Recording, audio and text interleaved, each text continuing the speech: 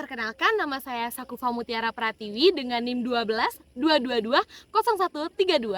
Saya berasal dari Kalimantan Barat, Pontianak. Halo semuanya, perkenalkan nama saya Mai Patricia Siombing dengan NIM 120 220 138 dari Sumatera Utara. Perkenalkan, nama saya Rio Aditya Lasut dengan NIM 122220118 dari Kota Bekasi.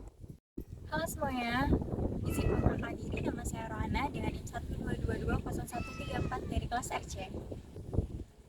Halo semua, perkenalkan nama saya Cantika Mutiara Putri dengan NIM 122220165 dari kelas RC. Perencanaan atau yang biasa disapa dengan planning adalah suatu rangkaian persiapan tindakan untuk mencapai tujuan. Dapat disebutkan juga bahwa perencanaan adalah bentuk kegiatan untuk menentukan apa yang harus dilakukan dan bagaimana cara melakukannya. Perencanaan juga meliputi tindakan memilih dan menghubungkan fakta-fakta, serta membuat asumsi-asumsi mengenai masa yang akan datang dalam hal memvisualisasikan, serta merumuskan aktivitas-aktivitas yang diusulkan, serta dianggap perlu untuk mencapai hasil terbaik. Proses perencanaan adalah proses yang dimulai dengan mempelajari lingkungan eksternal, kemudian dilanjutkan dengan misi, dan dilanjutkan turun ke tujuan, dan disertai dengan beberapa tahapan-tahapan untuk mencapai beberapa tujuan tertentu. Wilayah didefinisikan sebagai ruang yang merupakan kesatuan geografis beserta segenap unsur terkait batas dan sistemnya yang ditentukan berdasarkan aspek administrasi atau aspek fungsional. Sedangkan kota sendiri adalah tempat di mana konsentrasi atau jumlah penduduk lebih padat dari wilayah sekitarnya karena terjadinya pemusatan kegiatan fungsional yang berkaitan dengan kegiatan atau aktivitas penduduknya. Perencanaan wilayah merupakan upaya merumuskan dan mengaplikasikan kerangka teori ke dalam kebijakan ekonomi dan program pembangunan dengan mengintegrasikan aspek sosial dan lingkungan menuju tercapainya kesejahteraan yang optimal dan berkelanjutan. Sedangkan perencanaan kota merupakan kegiatan penyusunan rencana kota untuk mewujudkan kualitas lingkungan kehidupan dan penghidupan masyarakat kota dalam mencapai kesejahteraan. Perencanaan kota pada masa lalu lebih diarahkan pada perencanaan fisik dan estetika, sedangkan pada masa kini mengarah pada pembangunan perkotaan secara sosial, ekonomi, atau aspasial. Produk yang dihasilkan dari perencanaan wilayah yaitu RTRWN, RTRWK, dan RTRWP. Sedangkan produk yang dihasilkan dari perencanaan kota yaitu RTRK, RDTRK, BWK atau BWP, dan RTBL. Aspek perencanaan wilayah itu ada 3 secara garis besar, yaitu pemerintah pusat, pemerintah daerah, dan perusahaan swasta. Di pemerintahan pusat bisa bekerja di bagian departemen dan non-departemen.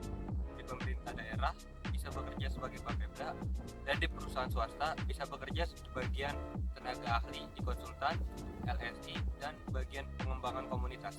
Di sini saya akan menjelaskan tentang isu dan permasalahan dalam perencanaan wilayah dan kota. Dalam PWK, isu dan permasalahan berarti suatu hal yang terjadi baik di dalam maupun di luar organisasi seperti kawasan, kabupaten, wilayah, kota, maupun negara yang apabila tidak ditanggapi secara baik akan berdampak negatif terhadap organisasi dan berlanjut pada tahap krisis. Yang pertama adalah isu. Isu berarti masalah yang dikedepankan untuk ditanggapi. Dalam arti lain, isu adalah hal yang belum terjadi. Isu-isu perencanaan perkotaan adalah 1. Informalitas perkotaan, 2. Pertumbuhan perkotaan, 3. Kesenjangan pendapatan dan kemiskinan, 4. Proporsi penduduk usia muda yang tinggi, 5. Kawasan pre-urban, 6. Adalah keterkaitan antara agenda hijau dan coklat, dan 7. adalah kapasitas kelembagaan. Yang kedua adalah masalah. Masalah berarti ketidaksesuaian harapan dan kenyataan. Dalam arti lain, masalah adalah suatu hal yang sudah terjadi. Contoh masalah dalam perencanaan wilayah dan kota adalah 1. Masih besarnya ketimpangan antar wilayah dalam hal pembangunan dan taraf hidup. Yang kedua adalah ketimpangan desa dan kota, yaitu terdapat pada perbedaan kualitas hidup dan perbedaan kesempatan peningkatan kesejahteraan antara pedesaan dan perkotaan. Yang ketiga, belum terwujudnya hierarki dan tata peran kota yang jelas. Yang keempat adalah adanya urban sprawling, yaitu pertumbuhan kawasan perkotaan yang meluas, kepadatan rendah, boros lahan atau memakan lahan pertanian. Yang kelima adalah keterbatasan ruang publik di perkotaan, serta pemanfaatan ruang publik yang seringkali tidak sesuai dengan fungsi yang ada. Sebagaimana contohnya adalah trotoar yang seharusnya diperuntukkan untuk para pejalan kaki, namun salah digunakan sebagai tempat para pedagang kaki lima.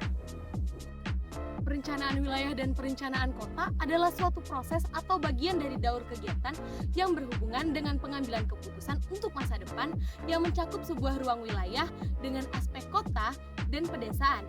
Kemudian, dalam sebuah perencanaan yang bertujuan untuk meningkatkan kesejahteraan, meningkatkan kenyamanan, keadilan, lingkungan yang sehat, efisien, dan menarik, diperlukan untuk bisa menganalisis dan mengembangkan sebuah isu sebagai pertimbangannya, serta pendalaman yang perlu dipelajari lagi ke depannya terkait mampu menganalisis, serta mampu untuk mengembangkan sebuah isu manajemen atau juga bisa mengatur segala hal.